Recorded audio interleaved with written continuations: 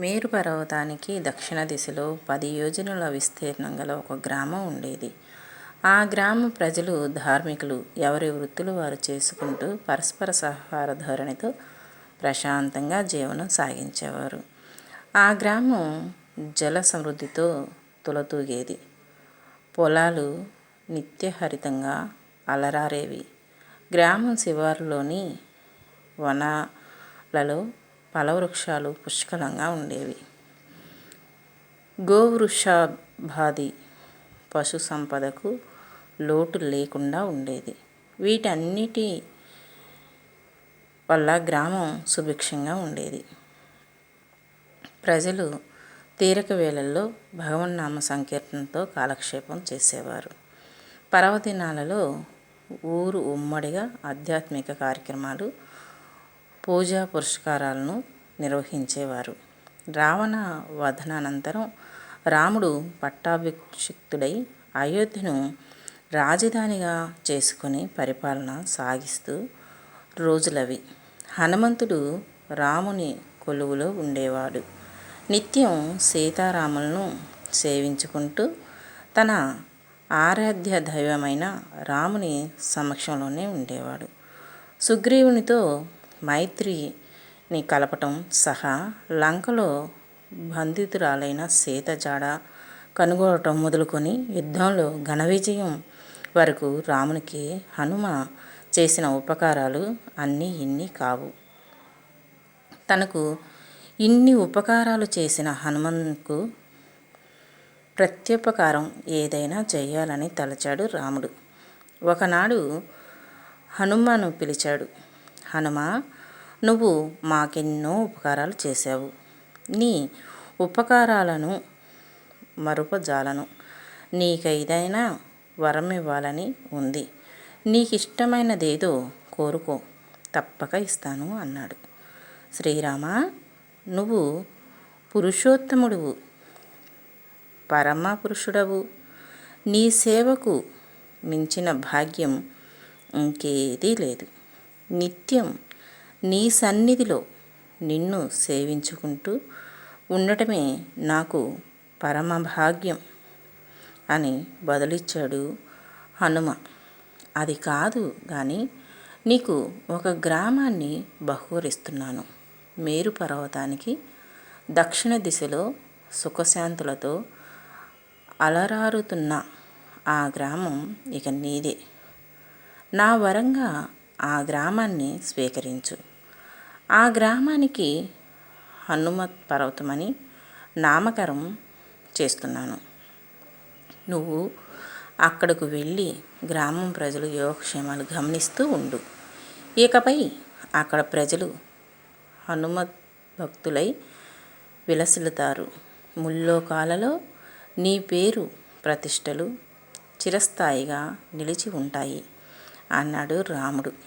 రాముడు ఆజ్ఞ మేరకు హనుమంతుడు ఆ గ్రామానికి చేరుకున్నాడు.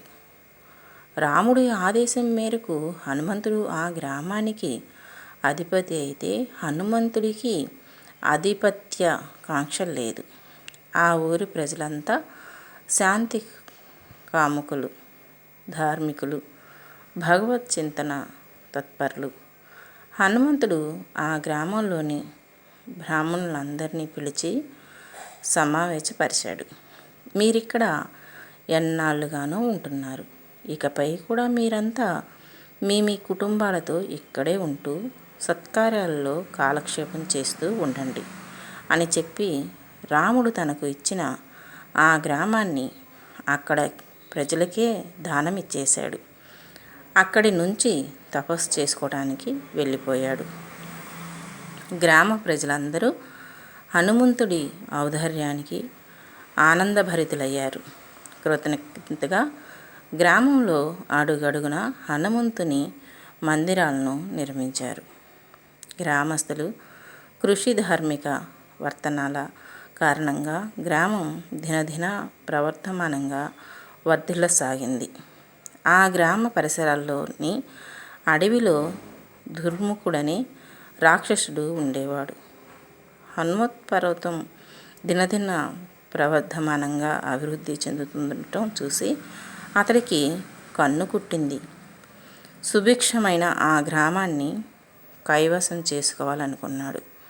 ఒకనాడు అకస్మాత్తుగా తన రాక్షస దండుతో గ్రామం మీదకు దండెత్తాడు. ఈ గ్రామం నాది, మీరిక్కడ ఉండటానికి వీల్లేదు, వెంటనే గ్రామాన్ని వదిలి వెళ్ళిపోండి అని గ్రామస్తులను హెచ్చరించాడు. రాక్షస దండుకు చూడటంతోనే గ్రామస్తులు భయపడ్డారు. దుర్ముఖుడు చేసిన హెచ్చరికతో వారు మరింతగా భీతిల్లారు. ఊరు విడిచి వెళ్ళిపోవటానికి 2 రోజులు గడువివ్వమని గ్రామస్తులు దుర్ముఖుడిని వేడుకున్నారు. అతడు అందుకు సమ్మతించి అప్పటికి వెనుదిరిగాడు. దిక్కుతోచని గ్రామస్తులు హనుమంతుని మందిరాల్లో పూజలు చేస్తూ తమను రక్షించమంటూ ప్రార్థన చేశారు. 2వ రోజు రాత్రి ఒక బ్రాహ్మణుడికి కలలో హనుమంతుడు కనిపించాడు. ఈ భూమి ఎవ్వరి రాజ్యము కాదు. మందాత వంటి చక్రవర్తులు ఈ భూమిని ఏలారు. వారెవరైనా తమ సామ్రాజ్యాలను తమతో పాటే తీసుకుపోయారా? మీ గ్రామంలోనే మీరు ఉండండి, ఇదే మాట దుర్ముఖుడితో చెప్పండి అని పలికి దుర్ముఖుడి రాక్షస సేన విడిచి చేసిన వైపుగా బయలుదేరాడు. మరునాటి ఉదయమే దుర్ముఖుడి సేనాని అతడి వద్దకు పరుగున చేరుకున్నారు. నాయక, తాటి చెట్టంత మహాకాయుడొకడు గ్రామానికి కావలి కాస్తున్నాడు. రాత్రివేళ మన సేన విడిచి చేసిన గుడారాల చుట్టూ తిరిగి కొండ మీదకు చేరుకున్నాడు. కొండ మీద కూర్చొని బండరాలను బంతుల్లా చేసి ఆడుకుంటున్నాడు. అతన్ని చూస్తేనే భయమేస్తుంది. అతడు బండరాలను మన దండు మీద విసిరితే అంతా నుజ్జు అయిపోతాం అని చెప్పాడు. దుర్ముఖుడికి పరిస్థితి అర్థమైంది. తెగేస్తే ప్రాణాలకే ప్రమాదం అని గ్రహించాడు. వెంటనే గ్రామానికి చేరుకొని, గ్రామస్తులారా, మీరంతా సద్వర్తనులు, ఇక్కడ మీరు యథాప్రకారం ఉండండి అని చెప్పి వెనుతిరిగాడు దుర్ముఖుడు. ఒక ఊరికి వెళ్ళాలంటే చుట్టుపక్కల గ్రామాల వారు దగ్గర దోవ చూసుకుంటారు. సులువుగా తొందరగా సుఖంగా చేరే మార్గం వెతుక్కుంటారు. లేకపోతే తోటి వాళ్ళను వాకబు చేస్తారు. అలా క్షుణ్ణంగా తర్వాత నమ్మకం కలుగుతుంది. అప్పుడు నిర్భయంగా ప్రయాణం చేస్తారు. గ్రామం ఒక్కటే అయినా ఎన్నో మార్గాలు ఉన్నట్లే దైవం ఒక్కడే అయినా ఆయన కరుణ పొందటానికి, ఆయన సాన్నిధ్యం చేరుకోవటానికి, ఆయనతో లీనం కావడానికి అనేక మార్గాలున్నాయి, రీతులున్నాయి, సాధనలు ఉన్నాయి. దేన్ని తోసి జనాలేం, భక్తుల మనోభావాలు భిన్నంగా ఉంటాయి. వారి విశ్వాసం వారిది, ఎవరి పందా వారిది, ఎవరి మతం వారిది. ఎవరికైనా లక్ష్యం ఒక్కటే, దైవకృప, సద్గతులు కలగాలి, కోరుకున్న కోరికలు నెరవేరాలి, నమ్మకున్న దైవం సాక్షాత్కరించాలి, లేదా కనీసం మనోనేత్రాలతో స్వామిని దర్శించుకోవాలి. నదులు ఎన్ని మార్గాల్లో ప్రవహించినా చివరికి సాగరంలో కలుస్తాయి. రామభక్తి, కృష్ణభక్తి, శివభక్తి, జ్ఞాన మార్గం, కర్మ మార్గం, యోగ మార్గం, ఆత్మ విచార మార్గం, ఇవన్నీ పరమాత్మకు అనుసంధించినమై ఉన్నవే. విశిష్ట దైవం, మధ్వం, సగుణోపాసన, ద్వైతం, అద్వైతం, నిర్గోపాసన, ఇవన్నీ పరబ్రహ్మను చేరుకోదగినవి విధానాలే. మనసును ఈశ్వర పాద పంకజాలపై నిలపాలి. అలా చేస్తే భక్తి సార్థకమవుతుంది అంటారు ఆది శంకరాచార్యులు. తల్లి కోత ఎరుగు నడుస్తున్నంతసేపు దాని పిల్ల తల్లి పొట్టను గట్టిగా పట్టుకొని సురక్షితంగా ఉంటుంది. దీన్నే మార్కటకీశ్వర న్యాయం అంటారు. అలా మనం దైవాన్ని పట్టుకోవాలి, దైవ ధ్యానాన్ని పట్టుకోవాలి. అప్పుడు మన రక్షణ అంతా ఆయనే చూసుకుంటాడు. ఆయన అనంత నామధేయుడు. ఆయన లేని చోటు లేనే లేదని ప్రహ్లాదుడు నిరూపించలేదా? మన మానసిక బలహీనత, శంక, భయం, అస్థిరత, విశ్వాసం, నాస్తికత ఆయన్ని కలవనీయకుండా చేస్తున్నాయి. అరిషడ్వర్గాల అవరోధాలు కల్పిస్తున్నాయి.